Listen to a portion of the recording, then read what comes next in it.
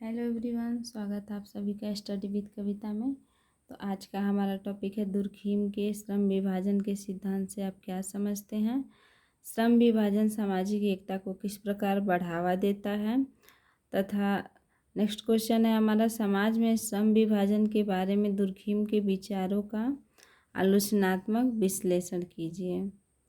तो अब हम इसका आंसर देखते हैं।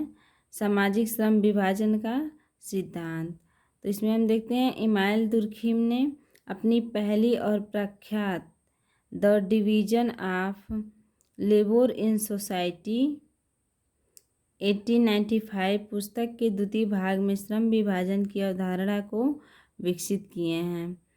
अपने इस सिद्धांत में दुर्खीम ने श्रम विभाजन को सामाजिक कारणों का प्रतिफल बताया है, जिसका मुख्य विषय व्यक्ति और समाज तथा व्यक्ति और समूह का संबंध है। श्रम विभाजन की गतिशीलता के आधार पर ही मानव समाज के विकास को समझा जा सकता है। प्रारंभ में श्रम विभाजन लिंग भेद तथा आयु भेद के आधार पर रहा होगा। उसके बाद से है दुर्खीम ने समाज में श्रम विभाजन के लिए मूलतः दो प्रकार की एकता की चर्चा की है, जो सरल और जटिल समाज में देखने को मिलते हैं। तो पहला है हमारा यांत्रिकी एकता, दूसरा है हमारा सावयवी एकता। तो अभी हम देखते हैं, अभी बताते हैं हम आपको कोई सामाजिक श्रम विभाजन का सिद्धांत किसे कहते हैं। तो दुर्खीम ने अपनी जो उनकी सबसे प्रसिद्ध पुस्तक थी the division of labour in society, तो उन्होंने श्रम विभाजन का सिद्धांत उस पुस्तक के दूसरे भाग में दिया है और कहा है कि श्रम विभाजन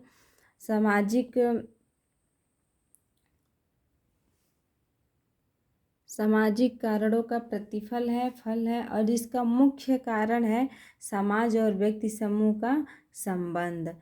तो श्रम विभाजन की गतिशीलता के आधार पर ही मानव समाज के विकास को क्या किया जाता है, समझा जा सकता है।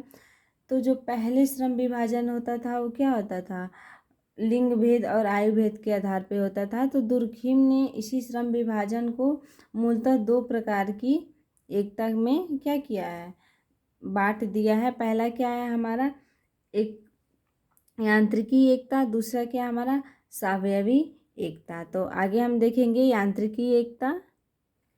क्या देखते हैं, हमारा टॉपिक है यांत्रिकी एकता।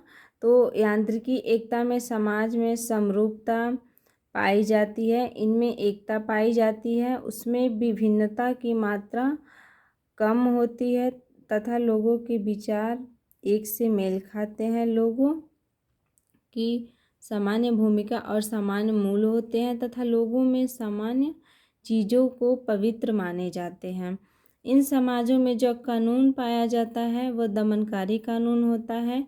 ऐसे समाजों में समाजीकरण व्यवस्था के विरुद्ध जो आचरण करता है उसका दमन किया जाता है। आमतौर पर यांत्रिकी एक आदिम और सरल समाजों में पाई जाती है, जो समाज में श्रम विभाजन को विभिन्न खंडों के माध्यम से व्यक्त करती है।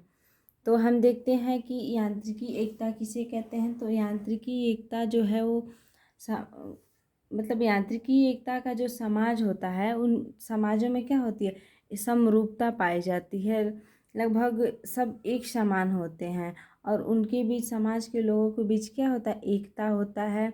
उसमें विभिन्नता की मात्रा बहुत कम होती है, लोगों के विचार मेल खाते हैं, लोगों की जो मूल भूमिका यानी जितने भी चीज़ होते हैं वो क्या होते हैं, सब समान होते हैं, अर्थात तो एक ही चीज़ को पवित्र भी मानते हैं।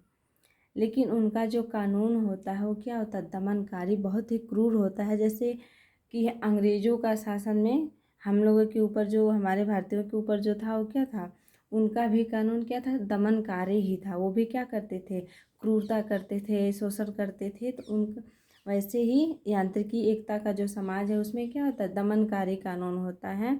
और ऐसे समाजों में जो अपनी सामाजिकरण व्यवस्था के विरुद्ध आचरण करता है, विरुद्ध व्यवहार करता है या उसके विरुद्ध जाता है, उसका क्या होता है, उसका दमन कर लिया जाता है। और ये समान समान रूप से या आमतौर पे कहें तो ये सरल समाजों में पाई जाती है। तो ये जो है समाज में श्रम विभाजन को क्या होती है, विभिन्न खंडों के माध्यम से व्यक्त करती है। तो यांत्रिकी ऊर्जा में यांत्रिकी एकता में हमने यही पढ़ा कि इसका समाज जो क्या होता है, लगभग समान पाया जाता है। अब हम आगे देखेंगे, हमारा दूसरा जो हेडिंग है साम्य सावयवी एकता। तो अब देखते हैं हम सावयवी एकता। तो सावयवी एकता में हम देखते हैं समाज में सावयवी एकता का रूप जटिल और आधुनिक समाजों में देखने को मिलता है। आज के आधुनिक समाजों की विशेषता सावयवी एकता है। जैसे शरीर के सभी अंग अलग अलग काम करते हैं लेकिन फिर भी शरीर की एकता बनी रहती है, उसी प्रकार समाज में विभिन्न तरह से श्रम विभाजन होते हुए भी एकता बनी रहती है। लेकिन इस प्रकार के समाजों में व्यक्ति एक दूसरे से मेल नहीं खाते, वह एक दूसरे के से भिन्न होते हैं और इस प्रकार के समाजों में जो कानून पाया जाता है वो भरपाई करने वाला होता है। ऐसे समाजों में यदि व्यक्ति सामाजिक एकता को तोड़ता है तो उसे उसकी भरपाई व्यापार के नियम की तरह करनी पड़ती है। तो हम सावयवी एकता में देखते हैं कि सावयवी एकता में मतलब किसे कहते हैं, एक तरह से ये समझ लीजिए। तो सावयवी एकता का जो समाज होता है वो मतलब उनका समाज जो क्या होता है, जटिल होता है। जैसे आजकल का जो आधुनिक समाज है, तो इसमें जैसे मान लीजिए इस समाज की जो विशेषता है वो क्या होती है, सामयिक एकता। जैसे हम कह सकते हैं कि शरीर के सारे अंग क्या होते हैं, अलग अलग काम करते हैं, लेकिन क्या होता है फिर भी हमारे शरीर की एकता क्या रहती है, बनी होती है। अर्थात हमारा शरीर एक ही होता है लेकिन उसके सारे अंग जो क्या है वो अलग अलग काम करते हैं। उसी प्रकार से विभिन्न तरह से श्रम विभाजन होते रहे हैं, फिर भी क्या है उनकी एकता बनी रहती है। और इस प्रकार के समाज के जो लोग होते हैं उनका जो क्या है एक दूसरे के साथ मेल नहीं खाता, वो एक दूसरे क्या होते हैं, भिन्न भिन्न होते हैं। हमने अभी क्या यांत्रिकी एकता में पढ़ा कि उस समाज के लोग क्या होते हैं, एक दूसरे से मिलते जुलते हुए रहते हैं, ठीक है, लगभग समरूप होते हैं। लेकिन सामयिक एकता में क्या होता है, एक दूसरे से भिन्न होते हैं, उनका व्यवहार उनका कानून क्या होता है, सब कुछ अलग होता है। और इस समाज का जो कानून है वो क्या होता है, भरपाई कानून करने होता है। जैसे मान लीजिए व्यापार में हम किसी चीज़ को लेते हैं, कुछ खरीदते हैं तो उसके बदले में उसको पैसा देते हैं, उसी प्रकार का कानून होता है। तो सामयिक एकता में सटीक रूप से कहें तो इस समाज के लोग क्या होते हैं, बिल्कुल अलग होते हैं। ये समाज जो है वो क्या होता है, आधुनिक समाजों की तरह जटिल और कठिन होता है। जैसे मान लीजिए हमारे शरीर के सारे अंग अलग अलग काम करते हैं फिर भी हमारा शरीर एक होता है, उसी प्रकार इस समाज के लोग सब अलग अलग काम करते हैं, अर्थात उनकी एक रूपता नहीं होती है, फिर भी वो समाज क्या होता है, एकजुट होता है। और इनका जो कानून होता है क्या होता है, भरपाई कानून होता है। तो नेक्स्ट हम श्रम विभाजन में दुर्खिम का मत देखेंगे। तो दुर्खिम के अनुसार देखते हैं, श्रम विभाजन की हम बात करते हैं, उसका आर्थिक पक्ष महत्वपूर्ण नहीं होता बल्कि श्रम विभाजन के ये समाज का संरचनात्मक पक्ष ही महत्वपूर्ण होता है। कहने का मतलब है कि आदमी समाज ठंडात्मक था, उसमें एकता का समरूप यांत्रिकी था और वहाँ श्रम विभाजन समाज के विघटन द्वारा होने लगा था। आज के समाज में सावयवी एकता पाई जाती है जिसका मूल कारण जनसंख्या वृद्धि है। यह एकता जितनी ही फैलती जाती है यांत्रिकी एकता उतनी ही लुप्त होती जाती है। तो दुर्खिम का कहना है कि श्रम विभाजन की अगर हम बात करते हैं तो इसका आर्थिक पक्ष महत्वपूर्ण नहीं होता है बल्कि इसके विभाजन का जो क्या है, समाज का संरचनात्मक पक्ष ही क्या होता है, महत्वपूर्ण होता है। अर्थात मतलब ये है कि आदिम समाज जो आदिम समाज था वो क्या था, ठंडात्मक था। उसमें एकता का समरूप यांत्रिकी था, अर्थात उस समाज का जो एकता था वो क्या था, समरूप था। यांत्रिकी एकता में क्या होता है, सब समरूप था। और वहाँ श्रम विभाजन समाज के विघटन द्वारा होने लगा। जब समाज का विघटन होने लगा, समाज कई भागों में बंटने लगा, तब क्या हुआ, उसका विघटन होने लगा। आज के समाज में साम्ययी एकता पाई जाती है, जिसका मूल कारण जनसंख्या वृद्धि है। तो जाहिर सी बात है, जब जनसंख्या बढ़ेगी तो लोग अपने अपने तरीके से अपना अपना काम करना चाहेंगे। तो साम्ययी एकता जो है उसमें क्या है, लोगों के विचार भिन्न होते हैं, लोगों का काम करने का तरीका भिन्न होता है, लोग अलग अलग चीज़ों को मानते हैं, लेकिन क्या रहते हैं, फिर भी एकजुट रहते हैं। तो ऐसे ही हम कह सकते हैं कि मान लीजिए जितना ही अब कोई दो चीज़ है तो एक जब बढ़ेगी तो दूसरा क्या होगा, कम ही होगा। तो उसी प्रकार से जब यांत्रिकी एकता जो क्या होता है, लुप्त होता जाता है, तो साम्ययी एकता का विकास होता जाता है। या यूँ कहें कि जब साम्ययी एकता बढ़ता जाता है तो यांत्रिकी एकता का क्या होता है, विनाश होता जाता है, यानी वो लुप्त होता जाता है। तो दुर्खिम ने आगे कहा है कि दुर्खिम के अनुसार श्रम विभाजन के कारण आधुनिक समाज पर निम्नलिखित परिणाम दिखाई देते हैं। तो दुर्खिम का हम परिणाम देखेंगे। तो इससे पहले हम आपको बता दें कि आप वीडियो को पूरा देखें, और अगर वीडियो आपको अच्छा लगे, पसंद आए, समझ आए, तो आप वीडियो को लाइक और चैनल को सब्सक्राइब ज़रूर करें, ताकि हमारा आने वाला हर वीडियो आपके पास पहुँचे और आप उससे अपना अध्ययन करें। तो आगे हम देखते हैं।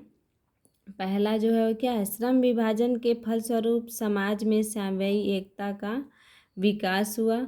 श्रम विभाजन के परिणाम स्वरूप ही श्रम का विशेषीकृत रूप सामने आया, क्योंकि इसमें एक व्यक्ति एक विशेष कार्य को निरंतर करता रहता है। दूसरा है हमारा, श्रम विभाजन के परिणाम स्वरूप ही व्यक्तिगत स्वतंत्रता का महत्व बढ़ता है।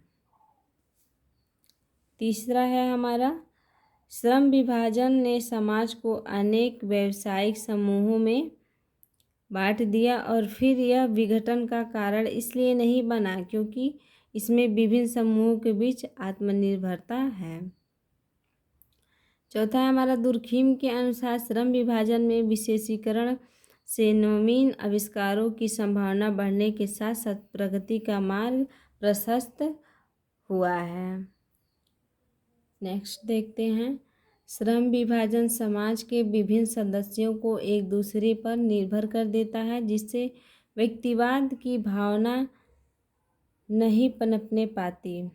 छठा है हमारा, श्रम विभाजन से व्यक्ति पर इस प्रकार नैतिक दबाव होता है कि वह अपने व्यक्तित्व का अधिकतर विकास करते हुए अपने नैतिक कर्तव्यों का पालन करे। फिर उनका सातवां है कि श्रम विभाजन के परिणाम स्वरूप लोगों में परोपकार की प्रवृत्ति का विकास हुआ, और जिससे समाज के कल्याण कार्यों में व्यक्तियों का योगदान बढ़ा है। आठवां, फिर से कुछ उपयोगवादी विद्वानों ने श्रम विभाजन को उच्च स्तर का जीवन बिताने और अधिक धन प्राप्त करने की अभिलाषा बताता है, लेकिन दुर्खिम का कथन है कि ऐसा कोई प्रमाण नहीं है। भौतिक प्रगति और सभ्यता ने ही समाज को अधिक सुखी बनाया हो। फिर से नौवां है हमारा, सामाजिक श्रम विभाजन के द्वारा वर्तमान पीढ़ी को ही नहीं बल्कि आने वाली पीढ़ियों को भी लाभ होता है। तो दुर्खिम ने जो क्या आधुनिक समाज पर जो परिमाण दिया है वो क्या है, वो कहते हैं कि श्रम विभाजन के फलस्वरूप जो है वो क्या हुआ है कि एक यांत्रिकी एकता का विलुप्त हुआ है और साम्ययी एकता का क्या हुआ है, विकास हुआ है।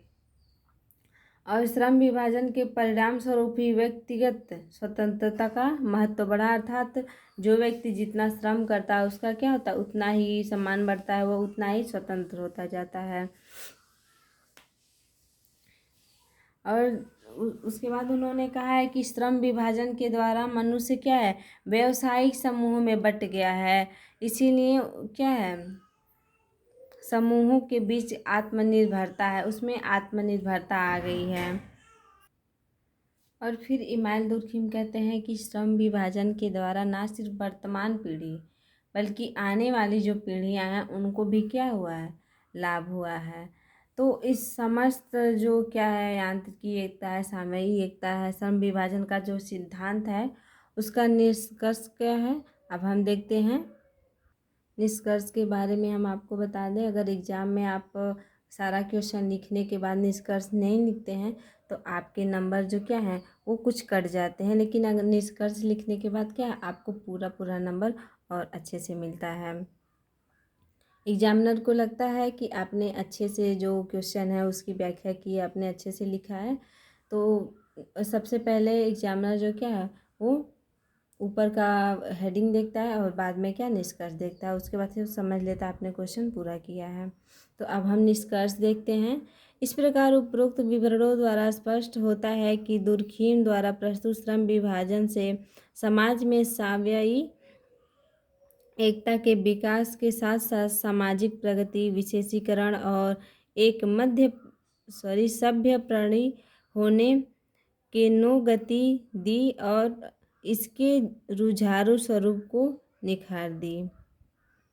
अर्थात निष्कर्ष में वो कहते हैं, निष्कर्ष का तात्पर्य है कि दुर्खिम द्वारा प्रस्तुत सम विभाजन से निष्कर्ष क्या है, निष्कर्ष तो हम अपना निकाल के लिखते हैं ना, तो ये अपने पर ही लागू होता है। तो कहता है कि इस प्रकार उपरोक्त विवरणों द्वारा स्पष्ट होता है कि दुर्खिम द्वारा प्रस्तुत श्रम विभाजन से समाज में सामयिक एकता के विकास के साथ साथ सामाजिक प्रगति और विशेषीकरण और एक सभ्य प्रणाली होने के गति और रुझारू स्वरूप को क्या दिया, निखार दिया। अर्थात जो क्या है, हम पूरा पढ़ने के बाद देखते हैं क्वेश्चन को कि यांत्रिकी एकता का तो क्या हुआ है, वो लुप्त हो गया है, लेकिन क्या सामयिक एकता का क्या हुआ है, विकास हुआ है। और इसके कारण जो क्या है, समाज एकदम रुझारू हो गया है और श्रम करने वाला, परिश्रम करने वाला हो गया है, और समाज में क्या हुआ है, विकास बढ़ा है, प्रगति बढ़ी है। तो मिलते हैं हम आपसे नेक्स्ट वीडियो में। Bye bye.